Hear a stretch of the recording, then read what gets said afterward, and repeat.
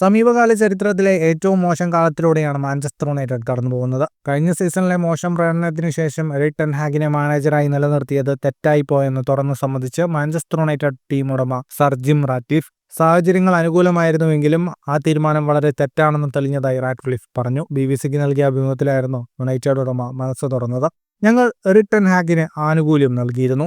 അക്കാലത്ത് അതിനെക്കുറിച്ച് ധാരാളം ചർച്ചകൾ ഉണ്ടായിരുന്നു. ഞങ്ങൾ അദ്ദേഹത്തോടൊപ്പം നിൽക്കുമെന്നാണ് ആരാധകർ കരുതിയത്.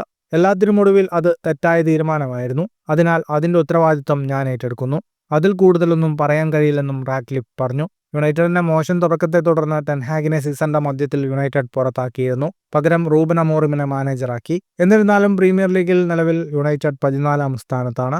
കഴിഞ്ഞ സീസണിൽ ടെൻ ഹാഗ് യുണൈറ്റഡിനെ FA കപ്പ് കിരീടത്തിലേക്ക് നയിച്ചതിനു ശേഷം സംശയങ്ങൾ നിലനിന്നിരുന്നുവെന്ന് റാറ്റ്ക്ലിഫ് സമ്മതിച്ചു. ഫുട്ബോൾ ലോകത്തെ കൂടുതൽ വാർത്തകൾക്കും വിശേഷങ്ങൾക്കുമായി സ്പോർട്സ് കഫേ സബ്സ്ക്രൈബ് ചെയ്യുക.